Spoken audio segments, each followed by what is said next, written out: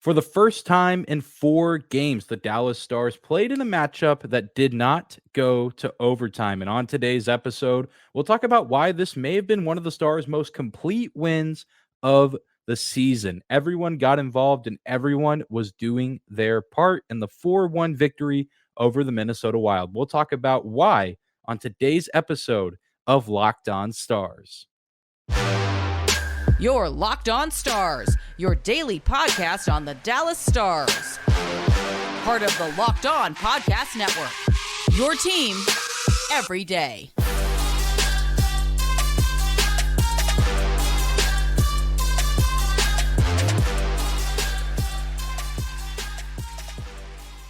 Bing bong.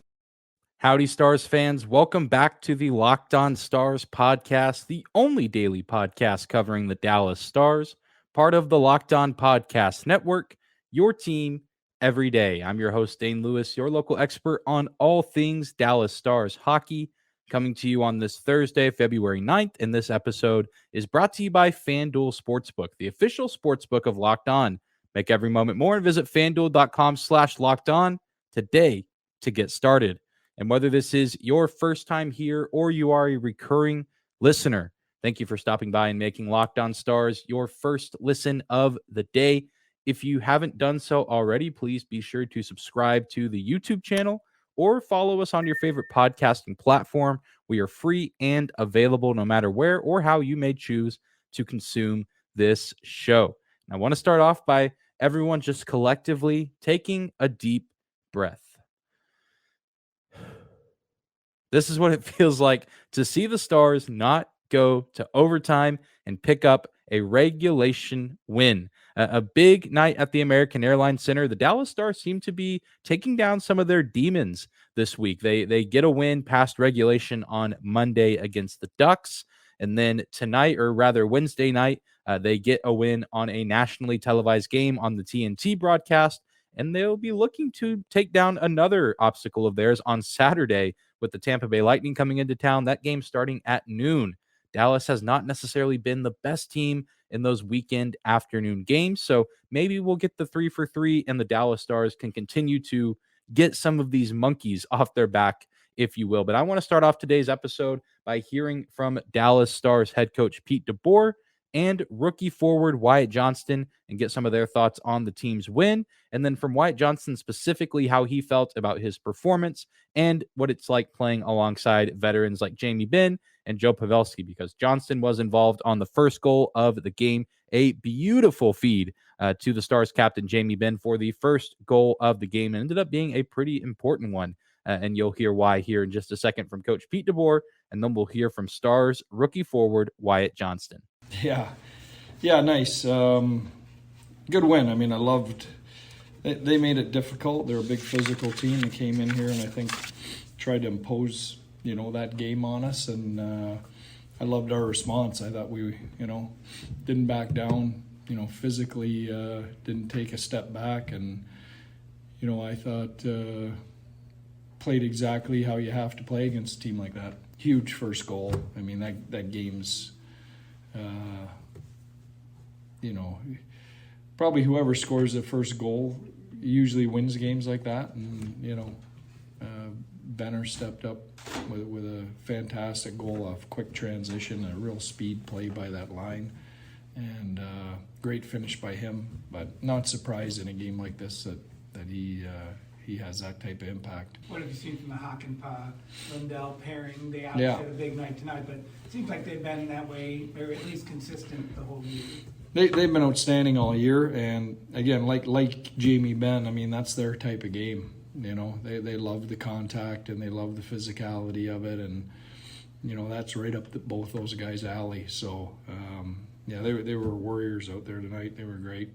Yeah, I think it's a combination of a few things. I think obviously adjusting to the pace of the game is a big thing.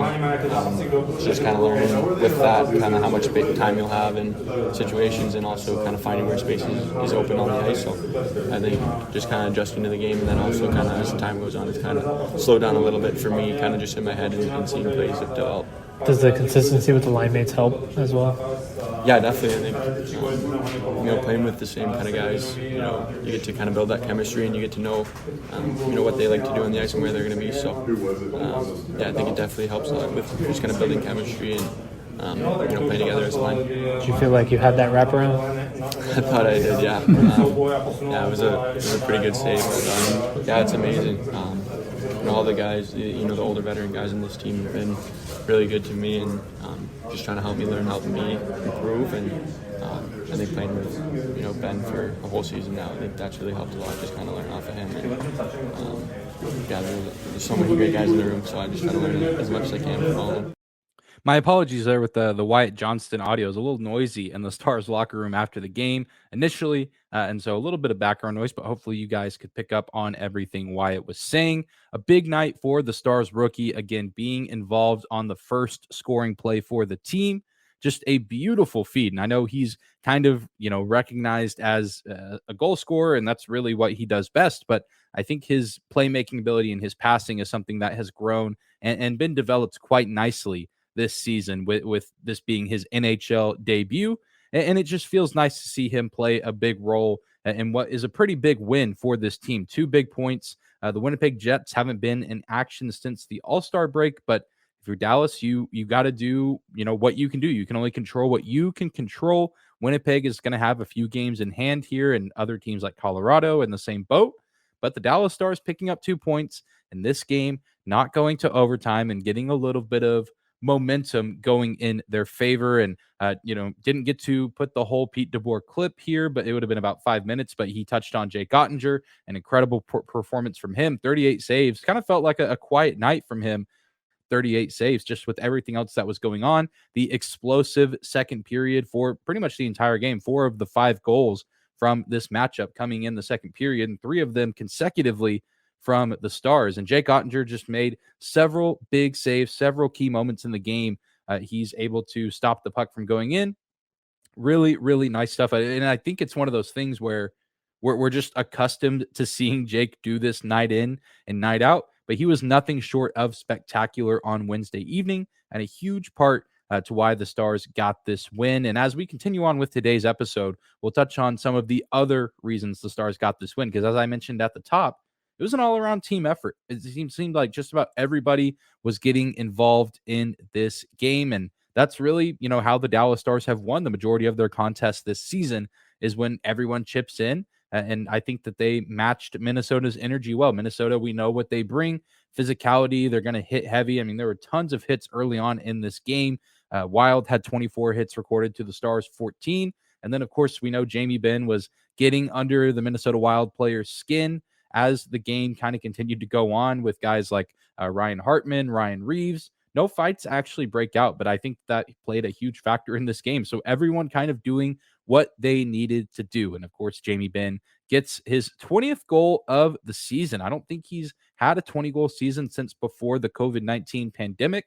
I think he had 19 right before the shutdown. So he probably would have gotten to 20 goals, 20-plus goals that season. But of course, that regular season did not really get to finish out the way that it was intended to be. So it's nice to see the captain continuing on this resurgence, this renaissance, if you will, now that he is over 1,000 games into his career and really showing no signs of slowing down at this juncture in the season.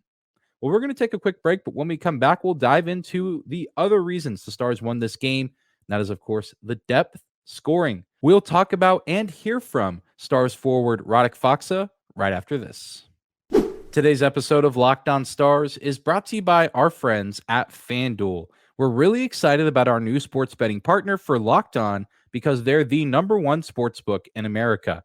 And if you're new to FanDuel, that's even better because they have so many great features that make betting on sports both fun and easy. Download FanDuel now so you can bet Super Bowl 57 with a no-sweat first bet. You'll get up to $3,000 back in bonus bets if your first bet doesn't win. And FanDuel lets you bet on everything from the money line to point spreads to who will score a touchdown.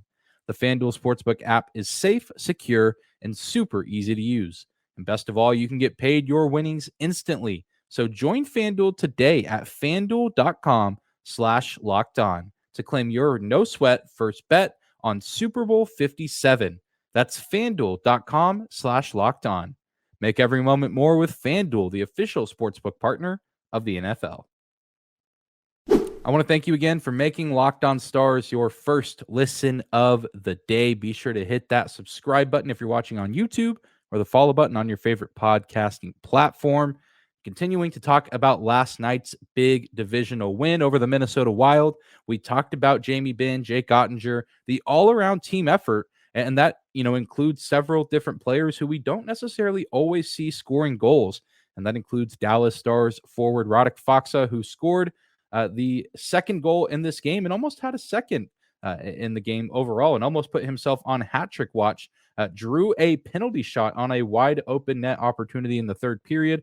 Unfortunately, he does not convert on said penalty shot. But Radek Faksa, outside of just the goal, had a fantastic game on Wednesday evening. He's an incredibly underrated player. 3 shots on goal, 2 blocked shots, 2 takeaways, 25% in the faceoff dot. Not necessarily the biggest number for him, but he's one of the better faceoff guys on the team, and a huge reason why the Stars are a top 3 team in faceoff percentage. And this is a guy who just does a lot of things right for this team. Doesn't always necessarily get the glory, doesn't always get the spotlight, but he shows up, he works hard, and it's nice to see him get rewarded with his 7th goal of the season. Last year, Faksa only had 5 goals through a little over 70 games in the campaign. And Radek Faksa is sitting now at 7 goals on the season. We only saw him score 5 in just around 70 games last year. So his offensive production, which he's not necessarily known for right now in his career, seems to be, trending upwards. And I think that he'll very well reach 10 goals this season. And it'd be nice to see him maybe reach that 15 goal threshold. I know that's a lot to ask, and 8 goals from now to the end of the season is a pretty high mark, but you never know. I think he could find himself somewhere in between 10 and 15 goals this season, which would be huge for this team. And maybe we'll see him chip in the postseason a little bit. But let's go ahead now, take a minute and hear from the man himself, Stars forward Radek Faksa, on his performance in the game and how it felt to get this win. Well, we knew it will be a tough game. We have a tough stretch coming up, lots of tough games, and we're happy we started really good after a break, 2 wins in 2 games. We have a long home stand, so we have to take advantage of it. How do you fit in with that line with Tyler and Mason? Just the way that you guys have kind of been gelling. I don't know. You tell me. It looks good. Do you feel good? I mean, you seem like you're getting more points. Yeah. Well, it's obviously those guys they have lots of offense, right? And they're also talented. They have lots of talent, and it's great, But I don't care about the points that much. Like for the team points, I'm happy we won both games, and we're climbing, keeping the first place in the division. I think it's too early. He's saying that it's too early to say time to peace, but so far I think we're playing really well, having lots of good shifts. Just I'm trying to play my game, and talk a lot, and if you work hard, the game will take. There's been some talk here and there throughout the season about the potential of Radek Faksa being a trade piece for the Stars at the trade deadline, a guy they could potentially look to move on from. And I get it. He's a guy that, like we just touched on, doesn't necessarily always give you the biggest offensive production numbers. And his cap hit maybe a little too expensive, $3.25 million a season through the 25-26 campaign. So I understand the murmurs and the rumors, but if you ask me, I think he's a guy that's worth holding on to at least through the rest of this season, and if not a little bit longer. I think while he's not the most productive scorer, he still has a ton to offer to this team in the faceoff dot. When he's not in the penalty box, he's a very good penalty killer. He's a physical forward, and I think he's playing pretty well alongside Tyler Seguin and Mason Marchment as of right now. Maybe he gets moved a little bit depending on what the Stars do at the deadline. But I think that he's a nice fit for this team. And again, a very underrated player. I don't necessarily want to see him get traded. I think there's a few other guys on this roster that could fit that bill and could see themselves maybe being on a different team in less than a month or so, as the deadline is slowly but surely approaching. We're going to take one more quick break. And when we come back, we'll talk about another depth player who scored a pretty big goal tonight. We'll talk about and hear from Stars defenseman Jani Hakanpaa right after this. Today's episode of Locked On Stars is brought to you by our friends at Built Bar. Are you looking for a delicious treat but don't want all the fat and calories? Then you've got to try a Built Bar. I know that we're a good ways into the new year now, and some people are still keeping up with their New Year's resolutions. And if you're one of those people and you've been looking to eat a little bit healthier this year, but you're running out of things to try and running out of things that taste good and are good for you, then you've got to try a Built Bar. With Built, healthy is actually tasty. They're so delicious, Built Bars, that you won't think that they're good for you, but they're actually the perfect supplement to your New Year's resolution. And I'm not sure how Built does it, but these bars taste like a candy bar while also maintaining amazing macros. And that's even better, is that they are healthy, they're good for you, only 130 calories and 4 grams of sugar with a whopping 17 grams of protein. And now you don't need to wait around to get a box. For years, we've been telling you to order your Built Bars at built.com, which you still can, but now you can go get them at your local Walmart or Sam's Club. So head to your nearest Walmart or Sam's Club today and walk to the pharmacy section and grab yourself a box of Built Bars. You can pick up a 4-bar box of cookies and cream, double chocolate, or coconut puffs. Don't wait much longer and go ahead and give Built Bar a try today.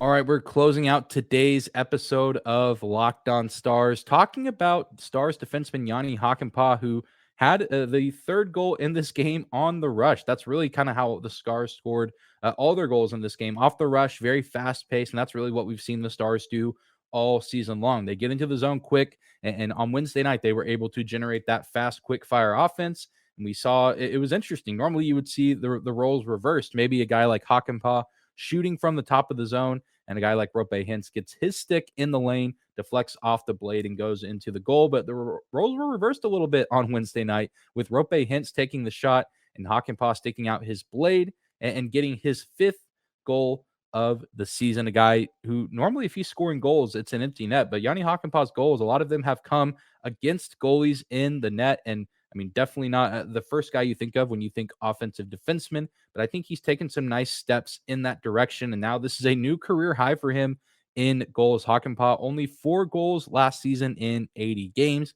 He now has 5 to go along with his 5 assists on the season, and a plus 16 player is Jani Hakanpaa. I know sometimes he and Ryan Suter can be lumped together, and while nobody's perfect, no defenseman on this team is perfect or without mistakes, I've never fully understood those comparisons. I mean, he is a big guy, so he's not necessarily the fastest, so he's going to get beat on occasion. But I think Jani Hakanpaa definitely does more good than negative on this team, and I think that was on full display on Wednesday evening against the Minnesota Wild. And just like Radek Faksa, nice to see him get rewarded because, again, he's a big penalty killer, a big body who's not afraid to hit along the boards and things of that nature. You heard Pete DeBoer touch on it a little bit earlier. He and Esa Lindell have been combined together a lot this season as a defensive pairing, and I think that they play really well alongside each other. And DeBoer touched on the fact that they embrace the physicality. They embrace the fact that they might not be the most talked about players. They might not score a ton of goals or be in all the highlight reels, but they've accepted their role on the team, and they do what they need to do night in and night out to help this team get wins. So let's go ahead and take a moment now and hear from Stars defenseman Jani Hakanpaa about last night's win and his performance and his chemistry with Esa Lindell. I can't lie to you guys. That's not really the way I expect to score, but it was nice. It was nice it went in. I just felt something touch my stick, and then the guys sort of surrounded me celebrating. So it was a good feeling for sure. Do you feel different at all when you're skating like that? I mean, you got the tip in front. It looked like we were open on a back door, driving the net a couple times. Is that something you feel when you're skating up the ice a little bit more, or is that just kind of comes with the type of game? I think I'm just trying to get up the ice a little more this year. Just that's something that the coaches really want us to be active and be more involved in the rush there. So just kind of get up there every time I see a little opening, and then. Like today, sometimes you get a bounce. So just trying to help out the forwards there too, get up there and make some plays maybe. Of all the defensive pairings this season, you and Esa have been the most consistent in terms of being together. Does that, how does that pairing work for you guys? Well, I think it's working good. I think we're keeping it pretty simple for us. We trying to do the small things right every game. I think that's what's making us so successful this year, and then just, battle hard and trying to help each other as much as we can. I think the chemistry has been good all the year, but I think it's just getting better all the time. The more time we spend together, and it's been nice, having him by my side almost the whole year. So you have time to, talk things out and sort things out because there's so many different situations that you face out there. So it's really, it's been really helpful for us to stay together for that long. How important is the depth scoring? I think this is a career high for you, and then as a team, you guys went from like 21st into the top 10 in the league right now in total scoring. Yeah, of course it's huge. You need to have all four lines be able to produce, and I think we've been doing a good job of that this year, and especially the further we go through the year, and when playoff times comes around, you always need those guys to chip in offensively too. So I think we're on a good track on that. Yeah, Jani Hakanpaa said it really well. I mean, it's nice to see these guys playing this role at this point in the season, because once the playoffs roll around, sometimes your top guys are going to get shut down. They're going to have an off night, and sometimes you're going to need those depth players to come up clutch and help get a win, or at least keep you competitive in a game. So it's great to see guys like Faksa and Hakanpaa getting involved in this matchup, and I imagine this will not be the last that we see of them offensively this season. But that's going to do it for today's episode of Locked On Stars. Thank you again for tuning in and making us your first listen of the day. Be sure to hit that subscribe button if you're watching on YouTube, or the follow button on your favorite podcasting platform. Remember, we are free and available no matter where or how you choose to listen. You can also follow us on social media at Locked On Stars on both Instagram and Twitter, as well as my personal Twitter account at Dane_Lewis.